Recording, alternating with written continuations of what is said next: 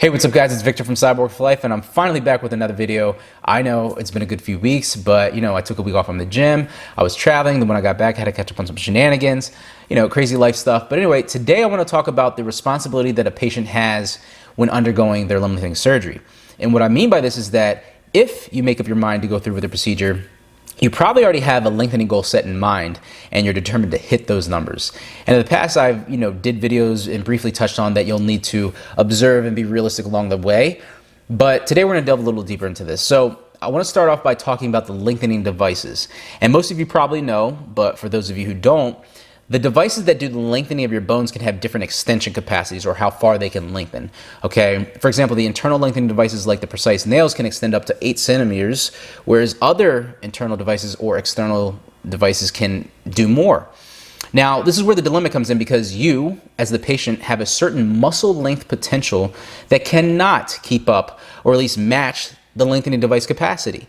Okay, this means that if a device can extend up to 12 centimeters, you, as a human, aren't able to achieve that length in one limb segment, or at least in one surgery, without some major repercussions. In fact, depending on your lengthening goal, actually, regardless of it, you're most likely going to get tight.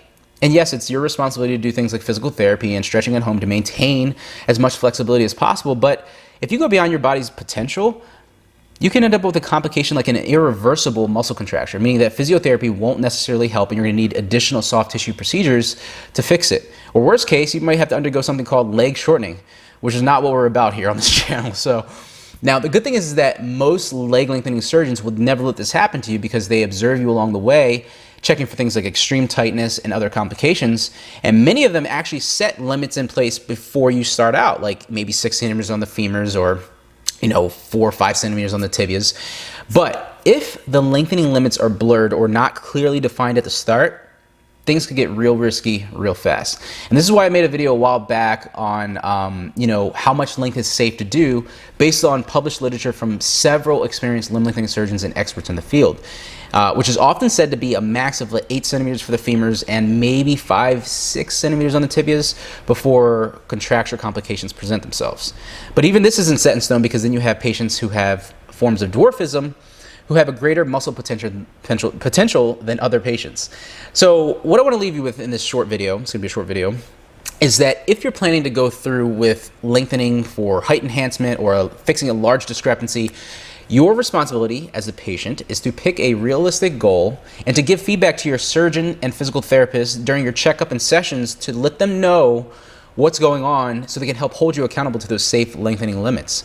Okay, this is a collaborative effort between you and the surgeons and the physical therapists. You're not in this alone. They're not doing this all for you. Okay, and if you're at a clinic that doesn't mandate you to stay on site, and you're able to do your lengthening at home via virtual checkups, don't be that guy or girl who pushes things past the limits, okay, to hit your numbers at the expense of your health, because it's kind of like going into the gym and lifting a weight that you're picking up a weight that you can't lift. Okay, just because it looks cool, because it's not. Trust me, I've done that. It doesn't turn out well. You get hurt. So I hope you realize that you, as the patient, have just as much, if not more, responsibility during your lengthening as your surgeon does, and that you need to yield to your muscle length potential and not the capacity of the lengthening device, or you could lose function. And as many wise surgeons have said on this channel, don't trade function for length. And like I always say, lengthen wisely, my friends.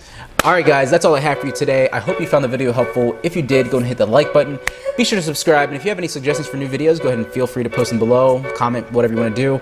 I hope to have some more videos rolling out in the next week or so. But yeah, anyway, this is Victor from Cyborg for Life, signing out. Peace.